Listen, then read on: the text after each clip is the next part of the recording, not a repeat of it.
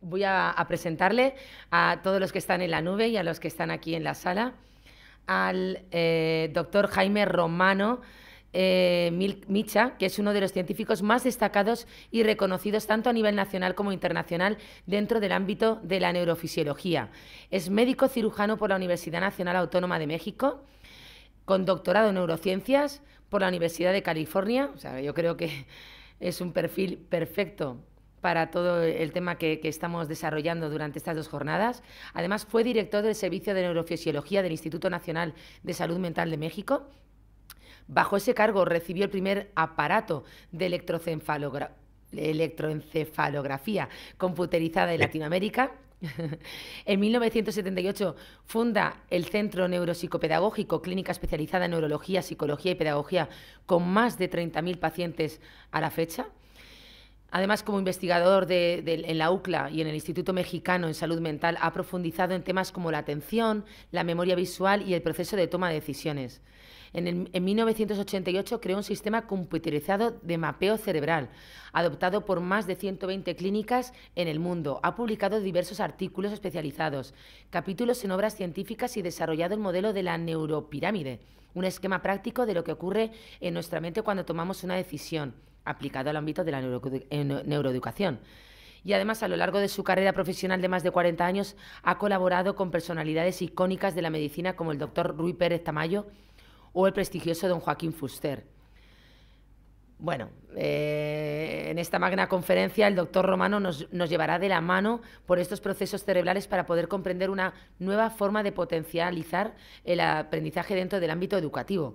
De hecho, como les comentaba esta mañana, el título de la conferencia del doctor Jaime Romano es «La educación debe cambiar» y la respuesta está en la neurociencia. Cuando desee, le avisaré cuando le queden 5 minutitos, ¿de acuerdo? Excelente, pues muchas gracias por la invitación. Agradezco a las autoridades de la Universidad Complutense de Madrid, profesora Almudena Barrientos, muchas gracias por invitarme a compartir con ustedes este tema que considero fundamental para mejorar a la humanidad, que tiene que ver con la educación y cómo las neurociencias nos pueden dar información importante para ver cómo podemos cambiar la educación. Y bueno, sin más, voy a compartir mi pantalla para entrar en materia porque tenemos 35 minutos nada más. Y bueno, como comentaban la hoja de vida que acaban de hablar, eh, yo soy médico, estudié medicina en la UNAM, posteriormente me fui a UCLA y aquí para que vean que alguna vez sí tuve cabello sobre la cabeza. Hace casi 50 años, pues me fui a UCLA como neurocientífico para tratar de entender la maquinaria del cerebro, o sea, toda esta maquinaria de la mente, cómo funciona. Y los neurocientíficos en esa época, pues como no teníamos tanta tecnología como se tiene ahora, teníamos la necesidad de insertar electrodos en el cerebro de monos, pues para entender en dónde radica la memoria y cómo se lleva a cabo el proceso de atención, la toma de decisiones y demás. Posteriormente regreso a México y tengo pues el privilegio de que me nombran director del Departamento de Neurobiología del Instituto Nacional de Salud Mental y ahí recibo el primer ordenador, en México le decimos computadora, primer ordenador que podía hacer análisis matemático de la actividad eléctrica cerebral. Y como nadie sabía utilizar esta maquinaria, pues tuve yo que aprender desde pues, la parte computacional y demás. Y eso me permitió posteriormente inventar el único sistema de mapeo cerebral mexicano o cartografía electroencefalográfica, como le llaman ahí en España. Y esto se utiliza ya en más de 120 laboratorios alrededor del mundo para hacer diagnósticos médicos. Y lo que hace este sistema, como ven ustedes acá, pues es una persona con epilepsia, con una epilepsia focal, y lo que permite hacer el sistema que desarrollé es meter un cursor donde se inicia el foco epiléptico y ahí lo podemos localizar con precisión. Esa es la cabeza vista desde arriba. Ese punto rojo es donde se inicia el foco epiléptico y no nada más podemos ver dónde se inicia, sino hacia dónde se va propagando. Aquí podemos mover el cursor y vemos cómo se propaga. y esto con una resolución de 7.5 milésimas de segundo, que son tiempos muy cortitos. Para que ustedes se ubiquen en el tiempo, mientras yo estoy hablando y hasta que ustedes comprenden lo que yo digo, hay un retraso de 300 milisegundos, que es lo que tarda el cerebro en procesar la información y en comprenderla. Y acá tenemos tecnología, que ya esto lo hice hace más de veintitantos años, que permitía analizar con mucha precisión la actividad eléctrica cerebral. Posteriormente, en el año 1983, inicié un centro de atención multidisciplinario para atender sobre todo niños y adolescentes con problemas de aprendizaje, con la participación de neurólogos, psicólogos, pedagogos, y a lo largo de todo este tiempo, pues hemos atendido ya muchos pacientes y a mí me ha dado la oportunidad, en primer lugar, el privilegio de poder ayudarle a la gente a tener una mejor calidad de vida y en segundo lugar, pues entender el cerebro disfuncionado y cómo se puede mejorar. Con toda esa experiencia acumulada en la parte de investigación formal en UCLA y posteriormente con el desarrollo tecnológico, inventando este sistema de cartografía electroencefalográfica y con la experiencia clínica, en el año 2004 le propongo al Consejo Nacional de Ciencia y Tecnología mexicano echar a andar un laboratorio de neurociencias para entender mejor cómo el cerebro aprende y no nada más entenderlo mejor cómo aprende, sino desarrollar metodología científica para medir y cuantificar esos procesos cerebrales involucrados en el aprendizaje. Y es cuando desarrollo este modelo que ahora se conoce como la neuropirámide de Romano y que plantea, esto es, digamos, la maquinaria de la mente, es lo que plantea esas etapas de procesamiento que se siguen desde que la información entra por los órganos de los sentidos, cómo se va procesando secuencialmente en el cerebro hasta que se convierte en pensamiento y luego en acción, en conducta verbal y aprendizaje.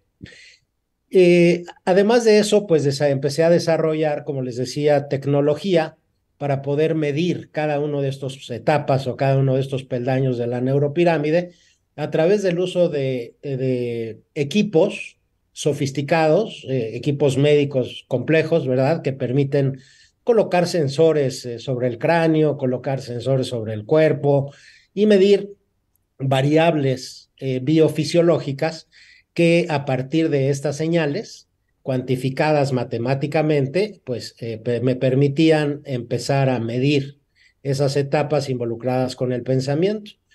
Y bueno, eso posteriormente, este modelo de la neuropirámide, pues ha dado varias innovaciones a partir de entender esta maquinaria de la mente y desarrollando toda esta tecnología, pues he podido desarrollar diferentes cosas, tanto desde el campo clínico, en el Neuro Checkup Center, o esta diadema que estamos desarrollando para la NASA, pero por otro lado, pues tuvo un detour, tuvo una desviación en el campo del neuromarketing, cuando el papá de un paciente me dijo, que sabía que estaba haciendo esto en el laboratorio, y me dice, oiga, doctor, ¿usted ya escuchó hablar de neuromarketing? Le dije, no, yo no sé nada de mercadotecnia. Me dice, es que lo que está haciendo en su laboratorio tiene que ver con esta nueva disciplina. Y así, bueno, empecé a entrar en ese campo, contraté mercadólogos, empezamos a hacer estudios incluso en España, hicimos algunas cosas interesantes y en otros países. Y a lo largo de este tiempo, pues se creó esta empresa porque me di cuenta que el modelo que explica el aprendizaje no nada más lo explica, sino que explica también el proceso de toma de decisiones. Y si le cambiamos la última etapa y le ponemos compra, pues es exactamente lo mismo que sucede. Y todo esto en el contexto de estas investigaciones de Daniel Kahneman del System One y System Two, ¿verdad? Premio Nobel de Economía, en el que podemos ver aquí cómo las herramientas tradicionales de marketing, que son las encuestas, los grupos de enfoque y las entrevistas, exploran esa parte consciente de la toma de decisiones, preguntándole a la gente, pero mi neuropirámide explica esos procesos cerebrales que se van dando secuencialmente hasta que se convierten, como decíamos, en pensamiento y posteriormente en acción. Y bueno, toda esta tecnología, como les decía, pues se hizo esta empresa que ya tiene más de 20 años en el mercado y que ha recibido varios premios y certificaciones, como ven ustedes ahí. Y uno de los premios más importantes fue el que nos dio la Unión Europea en el año 2011 por innovación dentro del campo de la mercadotecnia, un premio que me dieron en Hannover en marzo de 2011. Hemos salido también en primer plano en el New York Times. En fin, ha sido una historia muy interesante, ¿verdad? En la cual pues ahora estamos colaborando con varios socios comerciales como los que ven ustedes ahí. Pero bueno, el tema de ahora no es neuromarketing. Ya si ustedes quieren profundizar en todo ese tipo de temas, al final de mi conversación les voy a pasar un QR en donde ustedes van a poder entrar y van a poder bajar gratuitamente el libro de la neuropirámide, podrán ver temas de neuroeducación, temas de neuromarketing y otras cosas que estamos haciendo. Pero entremos ya en materia, que es este tema que a mí me apasiona y que considero yo es lo que realmente puede mejorar a la humanidad y es la educación. La educación realmente puede cambiar a la forma como vemos el mundo y puede cambiar las cosas. Como les decía, como médico, neurólogo, pues he visto muchos pacientes durante todo este tiempo, diferentes tipos de patologías. Hemos visto ya más de 25,000 pacientes. Y a lo largo de estos 30 o 40 años de función profesional, he podido ver cómo las enfermedades y los padecimientos de niños y adolescentes se han modificado. Hace 20 años yo no veía tantos niños con trastorno obsesivo compulsivo, niños con desesperanza, niños con depresión y ansiedad. Hace un mes es la primera vez en mi vida que veo un niño de 7 años de edad con ataques de pánico. Nunca había visto esto, nunca había visto esta depresión, esta ansiedad, esta desesperanza, estos problemas de identidad, niños con autismo, con síndrome de Asperger. Estas son enfermedades más recientes. Y entonces yo me pregunto, ¿por qué está sucediendo esto? Incluso les voy a pasar un par de videos y les pido una disculpa por el contenido de los mismos, pero creo que es importante que lo vean. Esto que está sucediendo ya, en mi época, no sucedía.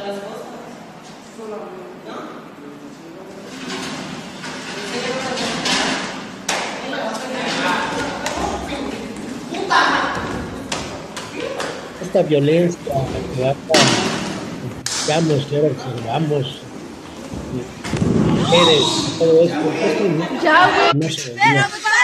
Este tipo de cosas, ¿verdad? De adolescentes.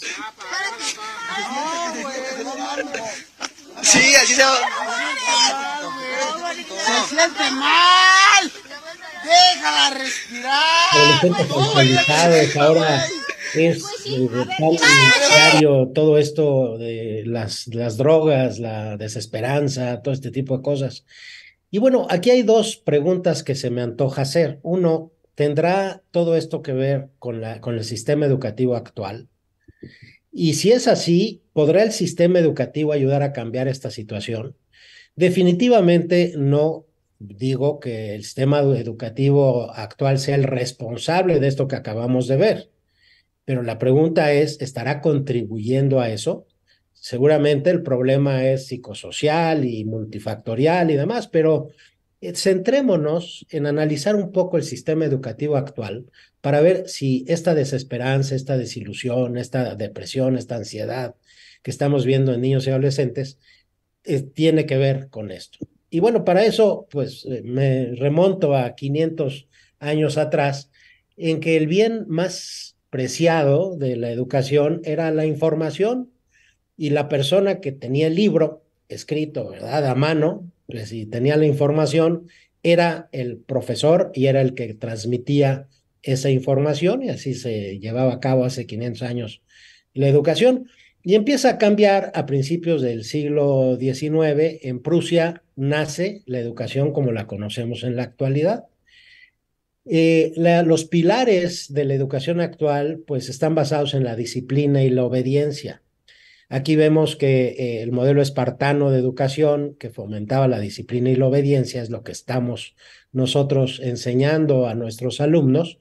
Y bueno, durante una época, durante la Revolución Industrial, fue algo, digamos, conveniente, pues porque había la necesidad de hacer personas. todas entrenadas para insertarse en las líneas de trabajo de la época. Como decíamos, los pilares de la educación actual es la creación de grupos homogéneos, fomento de la disciplina y la obediencia, y planes de estudios que todos tienen que aprender, información que todos tienen que llevar a cabo. Se fomenta la competencia con los exámenes homogéneos, y acá, pues en esta diapositiva es lo mismo que se plantea acá, ¿no? Dice, para una selección justa, todos tendrán que presentar el mismo examen, subir a ese árbol. Y así es nuestro sistema educativo actual, además de que estamos usando el cerebro como un reservorio de información. Estamos obligando a nuestros hijos a memorizar fechas, a memorizar eventos, a meter información en el cerebro, cuando esto es ya totalmente obsoleto. La información era importante hace 500 años, ¿verdad? Que la gente la aprendiera, pero ahora no. Ahora en un celular, en un aparato que tenemos en la mano, tenemos mucha más información que en cualquiera de las bibliotecas más grandes del mundo. Entonces, actualmente la información ya no es el bien más preciado, y considero yo que estar usando el cerebro como un reservorio de información es una pérdida de energía y una pérdida de tiempo. Y bueno, entonces, ¿en dónde está la respuesta a todas estas preguntas que estamos haciendo? Pues la respuesta está en el cerebro, y nos vamos a ocupar un momento más, otra vez retomando el modelo de la neuropirámide de Romano, para analizar esos procesos secuenciales. Por ejemplo, para que ustedes entiendan lo que yo estoy diciendo, ¿qué es lo primero que sus cerebros tienen que hacer? Pues poner atención a mis palabras. Si sus cerebros no están poniendo atención a mis palabras, pues por más que yo hable, esas palabras no van a seguir a la segunda etapa, y no van a pasar a la tercera, ni a la cuarta, ni a la quinta, ni a la sexta. Entonces, el primer peldaño es el proceso de atención, el segundo es el sensorial, que entran la información por los ojos, por los cinco vías. Entonces, el primer peldaño, que es el proceso de atención, es un proceso muy interesante que tiene tres componentes. Uno, que es el alertamiento, que eso lo produce la formación reticular que está en el tallo cerebral, que hace que la corteza se alerte. Si estamos, por ejemplo, ustedes que acaban de comer y tienen un poco de marea postprandial, ¿verdad? Que están un poco somnolientos, a lo mejor su nivel de atención baja un poco, se toman un cafecito y entonces su nivel de alertamiento sube. Pero el segundo elemento es el filtrado. Y el filtrado es que el cerebro tiene que eliminar una gran cantidad de estímulos para poder enfocarse en mis palabras. En este momento, sus cerebros tendrán que estar eliminando sus pensamientos, tendrán que estar eliminando lo que sucede alrededor, los ruidos exteriores y demás, que es el filtrado de la información. Y en tercer lugar está la orientación de la atención, que eso lo lleva a cabo el lóbulo frontal, y es donde se cierra el ciclo. El lóbulo frontal está evaluando si la información es relevante, entonces le dice, sigue prestando atención, y ahí es en donde se cierran estos ciclos de 300 milisegundos, porque estamos en una realidad temporal. Lo que somos en este momento ya no somos. Lo que somos en este momento ya no somos. Lo que somos en este momento ya no somos, porque el tiempo está pasando. Entonces el cerebro está haciendo estos ciclos de 300 milisegundos, y si la información que yo estoy dando en este momento es relevante e interesante para ustedes, su lóbulo frontal le dice a su cerebro, sigue prestando atención porque eso te conviene. Y si no, pues la atención se dispersa. Entonces son estos tres componentes. Y luego el segundo peldaño es el sensorial. Y aquí decíamos, hay 5 vías de entrada, y cada uno de los órganos de los sentidos llega a la corteza cerebral, en donde se procesa la información secuencialmente. Pasa por procesos sensoriales, perceptuales y conceptuales. Como no me va a dar tiempo de profundizar, pues ya al final de mi conferencia les voy a pasar un QR en donde podrán ustedes obtener el libro gratuito de la neuropirámide y profundizar en estos temas. Pero me quiero centrar en el tercer peldaño, que es el emocional.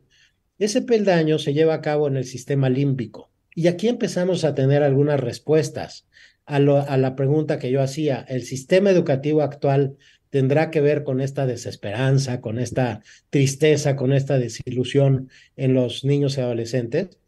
pues analicemos un poco las emociones. Y me gusta este modelo, que es el modelo circunflejo de Russell, que plantea, es un modelo de las emociones. Entonces, del lado derecho están las emociones positivas, del lado izquierdo están las emociones negativas, hacia arriba están las más intensas y hacia abajo están las menos intensas. Entonces, del lado derecho, pues está el amor, el deseo, la inspiración, la alegría, la admiración, la fascinación.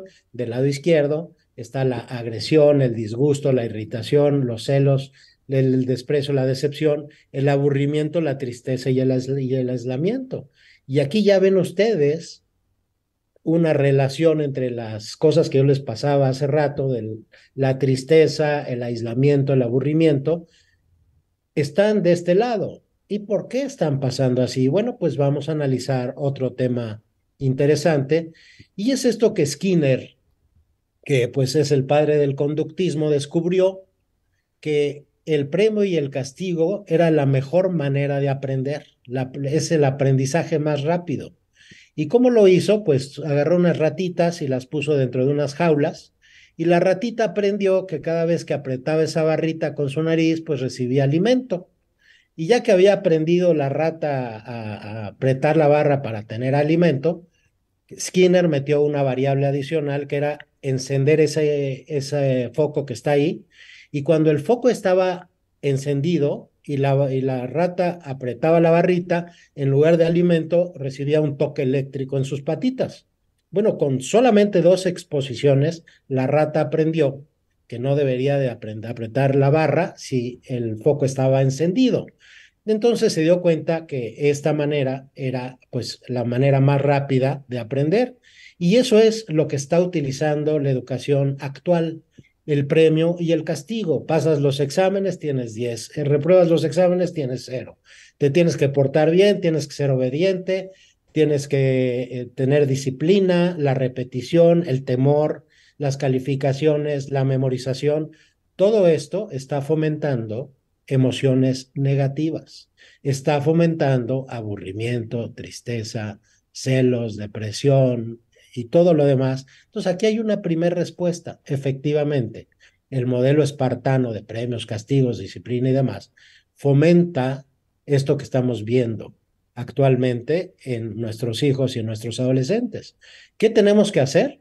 Pues el primer cambio, cambiar la educación, y ya muchas escuelas lo están haciendo y ya están pues cambiando hacia la información. Ya no es el bien más preciado, sino es el descubrimiento, es la exploración, es la colaboración, es hacer equipos para obtener resultados, la educación por objetivos.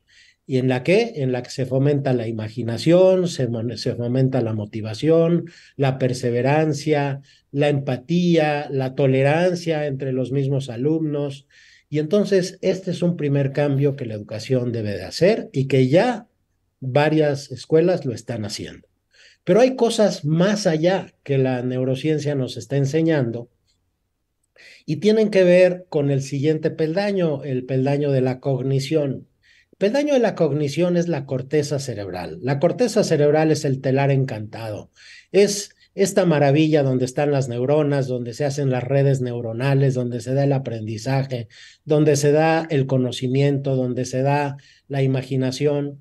Y bueno, por tratar de simplificar los procesos de la corteza cerebral, pues todos sabemos que hay un hemisferio izquierdo que es más analítico, un hemisferio derecho que es más visoespacial, más intuitivo, más femenino, más perceptual, ¿verdad? Y la educación actual, pues está enfocada principalmente en el hemisferio izquierdo. Y el hemisferio izquierdo es un poco torpe. Es un poco torpe porque tiene que hacer una cosa a la vez. Mientras que el hemisferio derecho es un hemisferio maravilloso, es un hemisferio de la imaginación, es el hemisferio de la intuición, es el hemisferio de la empatía. Y ese hemisferio no lo hemos estado fomentando, por lo menos en la educación actual. Y es ahí a donde tenemos que movernos, nos tenemos que mover al lado izquierdo. Y aquí les voy a pasar un par de videos para que vean, en primer lugar, cómo la educación actual se está llevando a cabo a través del hemisferio izquierdo, en el caso del aprendizaje. El monosílabo. A, E, I, O, U. A, E, I, O, U. Un mono que habla. Ajá, ajá. ¡Wow! ¿Y sabes leer? No. Es muy fácil. Yo te enseñaré. Sí. Ya sé. Te llamaré el monosílabo. Aprendamos a leer. Ajá, ajá. ¿Estás listo para aprender una nueva sílaba? Ajá, ajá. Muy bien. Hoy vamos a aprender cómo suena la letra L si la unimos con las 5 vocales. A, E, I, O, U. La letra L sola suena L. ¿Puedes repetirlo? La letra L con la A suena LA. La letra L con la E suena LE. La letra L con la I suena LI. Así es como estamos enseñando a nuestros hijos, a través del hemisferio izquierdo. Pero hay otras maneras muy interesantes de aprender a leer, como la que van a ver en este momento, que es a través del hemisferio derecho. Hey, I got a question. Where's this? Oh, yes, that's your belly button. Belly button. Good job. What about this? Where's that? Oh, there he is. What does that say? Who is that? That's Elmo. Yes, that's Mo. That's Mo. Elmo. Cold. Pocket. Queen. Jacket. Whale.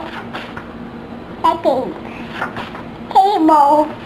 Un niño de esa edad leyendo y a través del hemisferio derecho, a través del reconocimiento de dos procesos analíticos, que es el hemisferio izquierdo, Perdona, el aprendizaje. Jaime, perdón. A través del hemisferio. El micrófono. Perdona, Jaime, es que estás hablando sobre el vídeo, entonces escuchamos el vídeo y a ti no te escuchamos. No nada más el aprendizaje o la lectura, sino también las 9, 8, matemáticas. 9, 8, 9, 1, 2, 3, 6, 5, 1, 3, 4, 5, 6, 6, 2, 7, 3, 6. 103. 103, efectivamente. 631, 386, 854, 412, 208. 2491. ¡Correcto! Bueno, como ven ustedes, el aprendizaje debe cambiar. La educación, como la concebimos actualmente, debe de moverse. Desafortunadamente el tiempo se nos acaba, pero bueno, les voy a pasar un QR, los que quieran profundizar. En primer lugar, pues conocer la maquinaria de la mente a través de la neuropirámide de Romano, que pues es un modelo sencillo de 6 etapas que ya les di una probadita. El libro lo pueden bajar, una copia digital gratuita, y también pues podrán profundizar en el resto de las cosas que ven ustedes acá. Y bueno, pues les agradezco mucho su atención. Espero que esta información haya sido de interés. Y bueno, pues tenemos un camino largo que recorrer, ¿verdad? Y considero yo que el aprendizaje y la educación es el futuro de la humanidad, y el futuro ya nos llegó. Estamos ante una urgencia, ante una emergencia.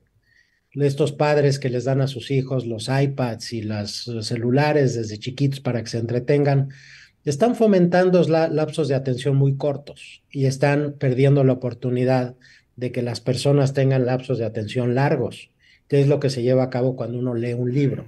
Leer un libro requiere de una atención sostenida.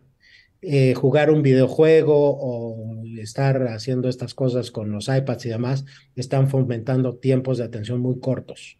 Y así se está haciendo el cerebro. Pero claro, tenemos la oportunidad de la maravilla del cerebro, que es el hemisferio derecho, que es la parte de la imaginación, la parte intuitiva, porque ahora también pues ya llegó la inteligencia artificial, que son todos esos procesos que las computadoras hacen mejor que nuestro cerebro, que es el procesamiento de datos, que es el análisis de información.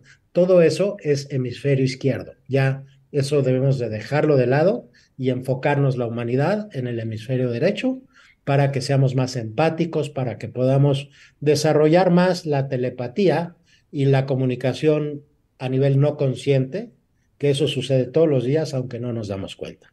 Les agradezco mucho y no sé si hay tiempo para preguntas o aquí estoy con ustedes. Buenas tardes. Primero voy a pedir para usted un fortísimo aplauso. Muchas gracias. Porque verdaderamente es muy interesante como están poniendo en el chat y no sé, es que entre los vídeos, que algunos son muy impactantes, tanto los malos del principio, ¿no? Con esas actitudes tan, no sé cómo calificarlas, y luego pues estos vídeos tan cómicos en los que se enseña de una manera tan, no sé, nueva, ¿no? Novedosa a los chiquillos, pues es maravilloso. No sé, ahora tengo aquí a mi compañero, el doctor Baraybar, pero sí que le voy a trasladar unas preguntas que están poniendo en el chat o comentarios, como por ejemplo, Manuela Jaramillo dice: ¿qué influencia cree que tienen las redes sociales y el acceso que tienen los jóvenes a la información en el desarrollo de esas conductas que mostraba en un principio de la presentación en PowerPoint? Sí, desafortunadamente las noticias, si uno abre cualquier noticia, se enfocan sobre todo en las partes negativas, en los asaltos, en las guerras, en las violencias, en los robos, en los secuestros. Y las noticias no nos hablan de las cosas buenas de la humanidad, de las cosas positivas que están sucediendo. Y entonces, pues eso hace que nuestros hijos también vivan con grandes temores, que estén metidos en puras noticias negativas. Entonces, definitivamente es otra de las cosas que se tienen que modificar, tienen que empezar a ver, pues, consejos éticos. Yo diría que la ética se ha olvidado. La ética en la mercadotecnia, por ejemplo, pues la mercadotecnia nada más quiere vender y quiere posicionar productos independientemente de la ética. Y yo creo que sí, la ética debe de empezar a plantearse, ¿verdad? ¿Para qué? Para que la publicidad y la mercadotecnia, que tienen una gran herramienta de modificación de la toma de decisiones de las personas, pues se cuestionen toda esta parte ética y que puedan ayudar también a mejorar a la humanidad, a todos estos valores humanos que pues tenemos. Completamente de acuerdo. Luego, por otro lado, Alejo Gil dice: ¿cómo hacer para que el sistema educativo cambie en Latinoamérica cuando los regímenes educativos son muy rígidos y se resisten al cambio? Lenin Carrera.